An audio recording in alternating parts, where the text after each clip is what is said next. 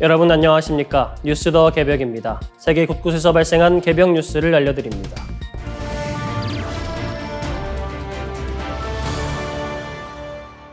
대한민국 제조업이 전 세계 제조 품목의 96%, 시장 가치 기준으로 무려 99%에 달하는 시장에 진출하며 글로벌 외연 확장을 사실상 마무리했습니다. 양적 성장이 정점에 도달함에 따라 이제는 시장 내 점유율을 높이고 교역 구조를 고도화하는 이른바 질적 성장으로 패러다임을 전환해야 한다는 분석이 나왔습니다. 대한상공회의소 경제연구원의 보고서를 보면 국내 제조업계 수출의 중심축은 첨단과 친환경 제품으로 빠르게 재편되고 있습니다. 2007년과 2023년에 상위 50개 수출 품목을 비교한 결과 총 16개 품목이 교체됐습니다. 과거 성장을 주도했던 범용 석유화학, 철강 소재, 가전 완제품 등은 순위권에서 밀려난 반면 반도체 제조 장비와 2차 전지 소재, 바이오 의약품, 전기차 등이 그 자리를 대신하며 고부가가치 중심으로 산업 구조가 진화했습니다. 수출 시장 역시 지각 변동을 겪고 있습니다. 최대 시장이었던 중국의 비중은 지난 2021년 27%에서 2023년 20.9%로 하락했습니다. 반면 미국의 비중은 17.7%로 상승하며 중국과의 격차를 좁혔습니다. 이어 베트남이 3위 주력 시장으로 안착하고 대만이 5위에 올라서는 등 미중 갈등 고조와 경제 블록화 상황 속에서 공급망 다변화가 뚜렷해지는 양상입니다. 그러나 외연은 넓어졌지만 내실 지표에는 경고등이 켜졌습니다. 개별 품목의 글로벌 실질 점유율은 2010년대 후반부터 완만한 하락세를 보이며 2023년 3.5%까지 떨어졌습니다. 이는 단순한 신규 시장 개척을 넘어 기존 시장에서의 실질적인 지배력을 끌어올리는 전략이 시급함을 보여줍니다. 특히 일부 첨단 품목에서 수출과 수입이 동시에 증가하는 구조적 취약성도 드러났습니다. 반도체, 장비 부품, 태양광 셀 등은 글로벌 시장 성장에 따라 수출이 늘고 있으나 수입도 빠르게 증가하는 대조적인 모습을 보였습니다. 이 같은 구조가 고착화되면 외부 충격이 발생했을 때 공급망 리스크가 커질 수 있다는 지적이 나옵니다. 이에 따라 보고서는 한국 제조업의 지속 가능한 성장을 위해 3가지 정책 방향을 제언했습니다. 먼저 기술과 품질 경쟁력 제고를 통해 기존 시장 내 점유율을 확대하고 수입 비중이 높은 첨단 소부장 분야의 기술 내재화를 위한 연구개발 투자를 대폭 강화해야 한다고 했습니다. 또한 전략산업 중심의 공급망 협력 체계를 구축해 핵심 소재의 안정적 조달을 보장하고 글로벌 경제 블록화에 대응해 지역 경제 협력체 참여와 기술 표준 협력을 아우르는 전략적 통상 정책이 뒷받침되어야 한다고 제언했습니다. 기후온난화의 속도가 별의 자연적 진화와 적응 속도보다 약 5,000배 빠르게 진행되고 있다는 연구 결과가 나왔습니다. 인류가 약 9,000년 동안 별을 재배해온 기후 범위가 빠르게 무너지면서 전 세계 식량 안보에 중대한 경고등이 켜졌다는 분석입니다. 과학 매체 라이브 사이언스에 따르면 니콜라스 고티의 미국 플로리다 자연사박물관 연구진은 국제학술지 커뮤니케이션즈 지구 및 환경에 발표한 논문에서 현재의 온난화가 벼의 생존 한계를 넘어설 가능성이 커지고 있다고 밝혔습니다.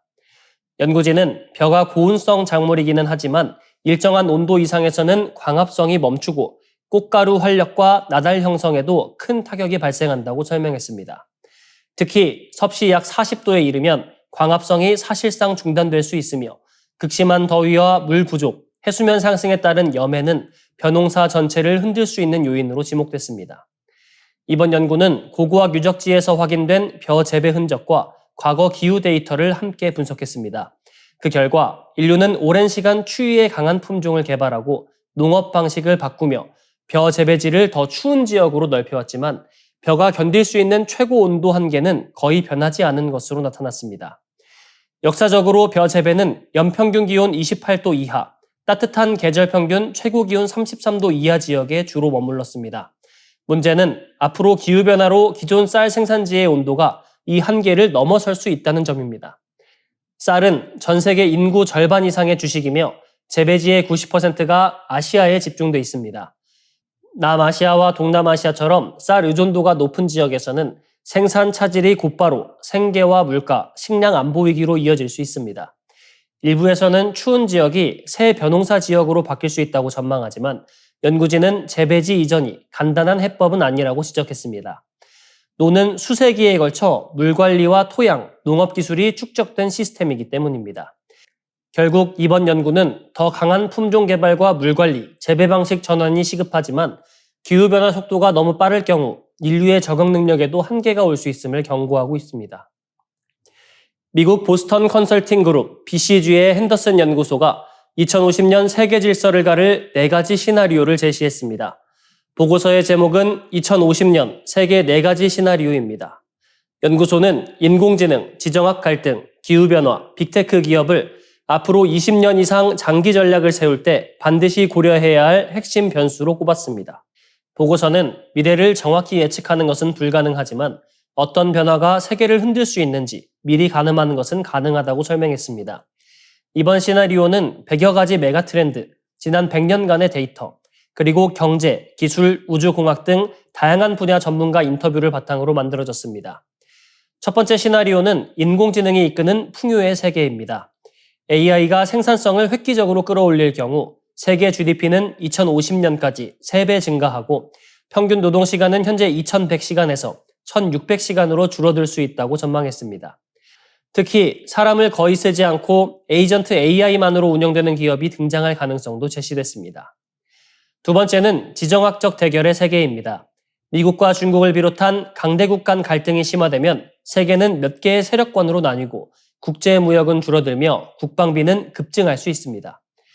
보고서는 국제무역 비중이 현재 세계 GDP의 57%에서 냉전시대 수준인 35%까지 떨어지고 국방비 비중은 7%까지 오를 수 있다고 분석했습니다. 세 번째는 기후위기에 공동 대응하는 연합의 세계입니다. 이상 기후가 심각해지면 각국은 성장보다 회복력을 우선시하고 탄소 배출 기준을 강화할 가능성이 큽니다. 이 경우 화석연료 비중은 현재 81%에서 35%로 줄어들고 의료와 생명공학 발전으로 인류의 건강 수명은 5년가량 늘어날 수 있다고 내다봤습니다. 마지막 네 번째는 거대 기술 기업이 주도하는 적자 생존의 세계입니다.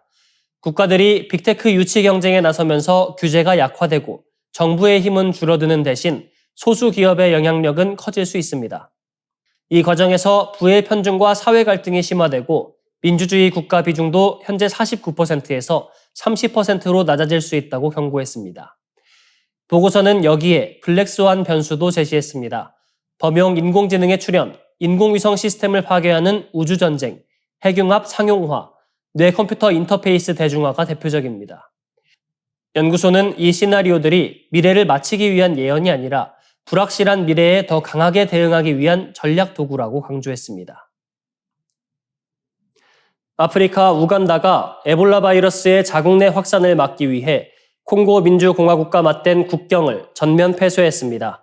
AP통신에 따르면 우간다 당국은 5월 27일 민주 콩고와 이어진 수백 킬로미터 길이의 국경 통행을 차단하라고 명령했습니다. 인도주의적 사유나 안보상 필요한 일부 비상 상황을 제외하고는 국경 이동이 금지되며 민주 콩고에서 입국한 사람은 반드시 21일 동안 의무 격리를 거쳐야 합니다. 이번 조치는 민주 콩고에서 넘어오는 에볼라 의심 환자를 원천적으로 차단하기 위한 강력한 방역 조치입니다.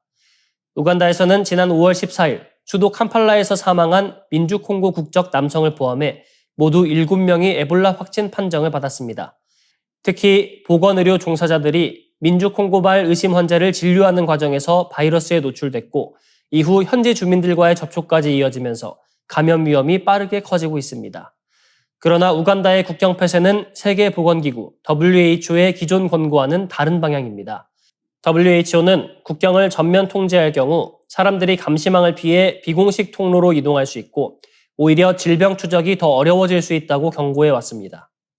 그럼에도 우간다가 국경 폐쇄라는 강수를 둔 것은 민주 콩고 내 에볼라 상황이 그만큼 심각하다는 판단 때문으로 풀이됩니다. 5월 말까지 민주 콩고 내 에볼라 의심 사례는 1000건에 육박했고 에볼라 의심 사망자는 최소 220명에 달했습니다.